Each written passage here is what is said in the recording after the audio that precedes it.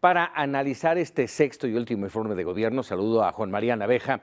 Él es analista político internacional y además pues colaborador de Mega Noticias TVC, para ahondar en este tema, porque hay algunos datos algunos pronunciamientos de este mensaje que nos llaman la atención. La primera de ellas, dice el presidente Enrique Peña Nieto, que se logró desterrar la corrupción.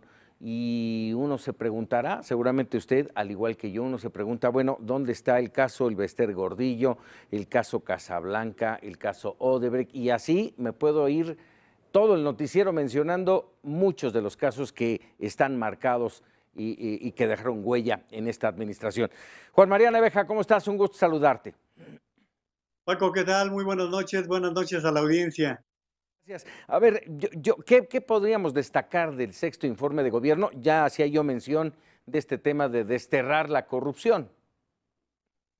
Yo creo que, Paco, que hay que empezar por las formas. Si queremos ser un país serio, tenemos que tratar de buscar las formas. Ayer Muñoz Ledo decía con toda certeza que el presidente debió acudir al Congreso de la Unión. Bajo las condiciones después de la elección, no veo por qué no regresó el presidente de la República a leer o a presentar su informe de gobierno ante el Congreso de la Unión. Ir a Palacio Nacional para un mensaje en donde reinaron los videos es quitarle el sentido republicano, Paco, y darle menos solemnidad a un acontecimiento que es muy importante. Son las cuentas que tiene que rendir el servidor público a todo el país. Y me parece que el seguir con esa tendencia de no acudir al escenario correspondiente es un grave error. Por otro lado, creo que eso de los videos, Paco, no sé cómo lo viste tú, pero me parece que fue abaratar de alguna manera el informe. Y bueno, pues creo que si el presidente de la República, aparte de lo que tú decías de la corrupción, que creo que será la grave marca de este gobierno, él decía que el gran logro de su gobierno fueron las reformas. Creo que alguien debió decirle que solamente se sostiene la energética. Ya quien lo va a sustituir en la presidencia de la República ha anticipado que la reforma educativa no va. Entonces, las Y, reformas de este gobierno, pues prácticamente nos hablan, Paco, si ese es el gran logro de Enrique Peña Nieto, hoy mismo quedó desmentido. la energética está prendida de alfileres, así es de que de las 14 reformas,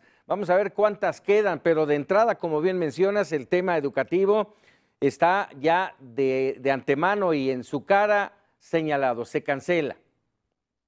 Y luego lo más grave, lo que nos preocupa más a todos los mexicanos, Paco, la parte La de paz, inseguridad. claro. No cabe duda que hay que reconocer a las Fuerzas Armadas, pero también hay que reconocer que es uno de los temas más polémicos que se han establecido con respecto a la inseguridad. El presidente Peña Nieto está heredando un país con un mayor número de muertos y desaparecidos que lo que recibió.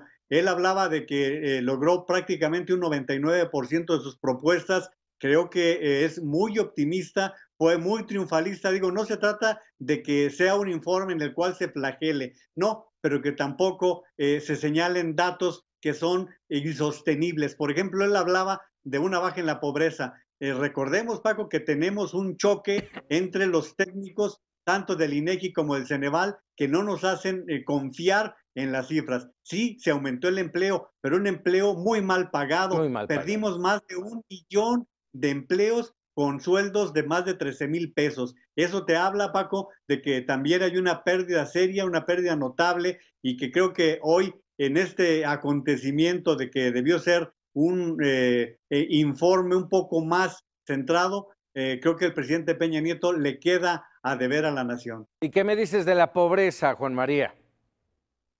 Mira, en materia de pobreza hay que partir del tema de la estafa maestra, Paco, porque recordemos que este caso en donde recursos que debieron canalizarse a los que menos tienen y que fueron distraídos, o al menos, por lo menos hasta ahora, no tenemos una claridad de lo que sucedió. Es lo que comentaba, que por un lado, él hablaba el presidente de la República de 2 millones de pobres menos.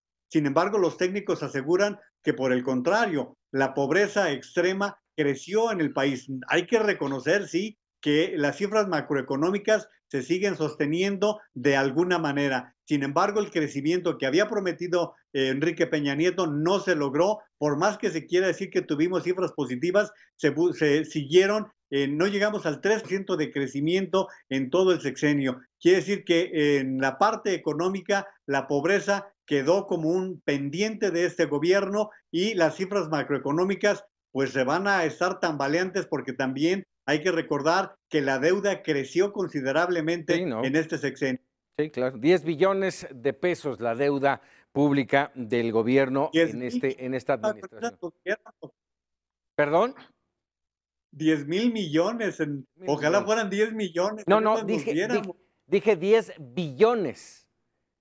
Así es, sí, Exacto, así es. 10 billones. Dime una cosa, Juan María, asistimos hoy a prácticamente el adiós de Enrique Peña Nieto, tomando en cuenta que faltan todavía poco menos de 3 meses de la administración de Enrique Peña Nieto, pero ante la ausencia que ha generado desde poco antes del 1 de julio, ¿este fue el adiós?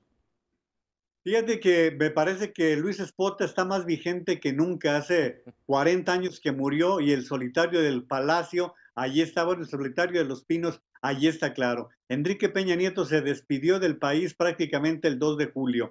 Ha estado ausente y sigue él entregándole prácticamente todo el escenario a su sucesor, Paco. Me parece que en los últimos 2 meses no hemos tenido un presidente activo, un presidente presente. Lo que habíamos visto hasta Felipe Calderón eran presidentes que hasta el último día querían ser mandatarios. Y a Enrique Peña Nieto lo vemos cansado, lo vemos con ganas de que esto ya se acabe, con ganas de ya irse y dejándole todo el escenario. Mira, hay cosas que no debería estar ni siquiera mencionando el presidente electo. Por ejemplo, estar licitando el avión, que es un tema irrelevante, pero bueno, lo viene haciendo. Otro tipo de decisiones, sí, es de entender que el presidente electo mande sus propuestas porque ya empezó la nueva legislatura. En ese sentido, sí, si se quiere empezar con una Secretaría de Seguridad Pública el día 1 de diciembre, estamos de acuerdo en ese sentido, pero que haya un abandono en temas que le corresponden bajo responsabilidad a este presidente que parece que ya se cansó, como dijo el clásico, Paco.